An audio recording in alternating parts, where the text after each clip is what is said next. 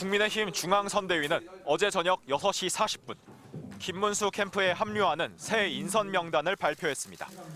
후보에게 자문할 상임고문 14명이 포함됐는데 전두환 정부의 정호용 전 국방부 장관도 이름을 올렸습니다.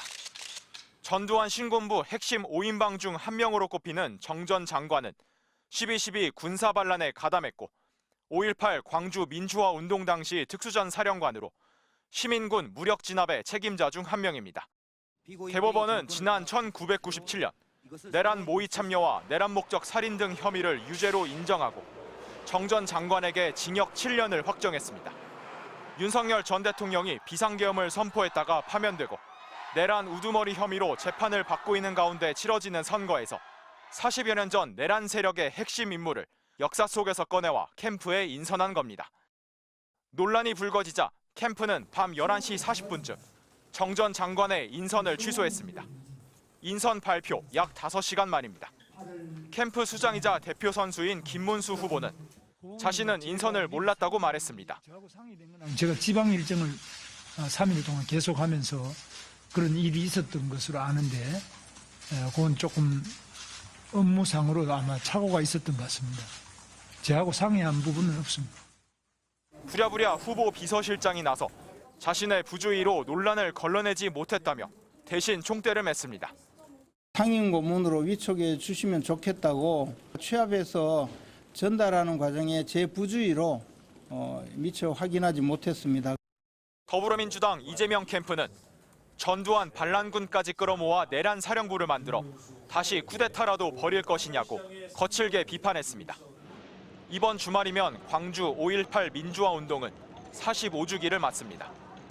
국민의힘 지도부는 5.18 기념식에 참석할 예정이며 김문수 후보의 참석 여부는 아직 확정되지 않았습니다. MBC 뉴스 변희재입니다. 1979년 12.12 군사반란 성공을 자축하며 신군부 수뇌부가 촬영한 기념사진.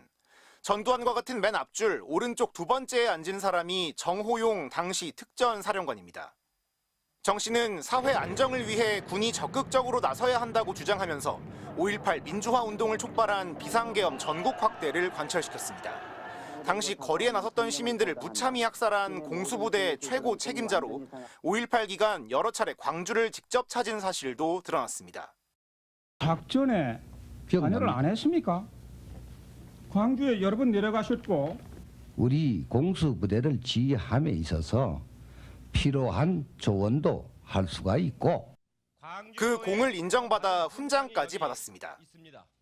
자, 그 훈장 밑에 정호용 그는 훗날 가장 존경받는 군인으로 역사에 기록될 것이다. 국민들이 광주 시민들을 그렇게 학살하기를 원했습니까? 결국 정 씨는 내란과 반란 모의로 1997년 대법원에서 징역 7년이 확정됐지만 고디은 사면으로 죗값을 치르지도 않은 채 풀려났습니다. 이건 어떠셨어요? 뭐랄까 할까요? 뭐 할만했어요. 그리고 오히려 뭐 이 바깥보다 복잡하지 않으니까 이 안이 그래서 뭐 또 일장일단이죠 뭐 다 세상이. 군사반란을 디딤돌로 육군 참모총장과 내무부 장관, 국방부 장관을 거쳐 국회의원까지 오른 5공의 핵심 인물. 하지만 자신의 책임을 인정하거나 사죄한 적은 한 번도 없습니다. 내가 광주 사태에 대해서 참 책임을 져야 할 입장이라면은 분명하게 그 사실을 바탕으로 해서 책임을 져야 되고 무슨 뭐 5공 핵심이라든가 뭐 이런 등등의 그 기준은 나는 무엇인지 아직도 전혀 모르고 있고 또 이해도 못하고 있습니다. 심지어 유죄가 확정돼 군인연금 지급이 중단되자 이를 다시 받겠다며 소송을 냈다가 패소했고 군사반란 40년이 지난 2019년 12월 12일에는 전두환과 함께 고급 중식당에서 기념 식사를 하는 모습이 포착되기도 했습니다. 민주화 이후 5공 청산 요구에 직면한 노태우 정권은 1989년 전두환의 핵심 실세였던 정 씨를 의원직에서 사퇴시켰습니다. 하지만 36년 뒤 5.18을 나흘 앞두고 정 씨를 선대위 상임고문으로 영입하려 한 국민의힘 모습은 역사적 퇴행이란 비판을 피하기 어렵습니다. MBC 뉴스 이준범입니다.